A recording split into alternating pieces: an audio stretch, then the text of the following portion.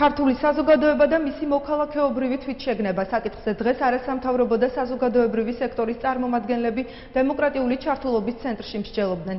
შეხვედრაზე სამოქალაქო საზოგადოების ჩამოყალიბების მნიშვნელობაზე, მოქალაქეობრივ თვითშეგნებასა და ვალდებულებებზე ისაუბრეს. არასამთავრობო სექტორის წარმომადგენლები თვლიან, რომ მსგავსი ტიპის შეხვედრები ხშირად უნდა იმართებოდეს და საკითხზე ინფორმაცია სტუდენტებს, მოსწავლეებსა და სხვადასხვა სექტორის წარმომადგენლებს უნდა მიეწოდებოდეს. აღნიშნული დისკუსია დემოკრატიული ჩართულობის ცენტრის ინიციატივით ჩატარდა. და გახდა ძალიან ლოკალური მნიშვნელობის სამოქალაქო საზოგადოების ცნებაზე.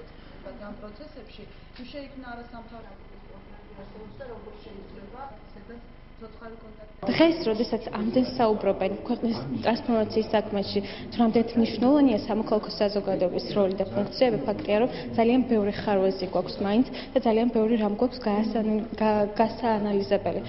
თუნდაც ის როგორ უნდა მოვიქცეთ საზოგადოებრივ ტრანსპორტში, რომ არ უნდა დავგვიანოთ ქუჩები, სადარბაზოები, რომ უნდა მოვაწესრიგოთ ჩვენ სრულ არსებული, ასე რომ ვთქვათ, გარემო. ამიტომაც ესეთი დისკუსიები და ესეთი შეხვედრები აუცილებელია, რომ ხშირად ტარდებოდეს და რაც შეიძლება მეტი ადამიანი იყოს მასში ჩართული. მნიშვნელოვანია დღევანდელი შეხვედრა, მე ვფიქრობ, რომ პერმანენტულად უნდა გაიმართოს, არა მხოლოდ USAID-ში, დემოკრატიული ჩართულობის ცენტრში, არამედ სხვა ადგილებში, უნივერსიტეტში, სკოლებში, საზოგადოების თავშეყრის ადგილებში, ბიბლიოთეკებში და ასე შემდეგ.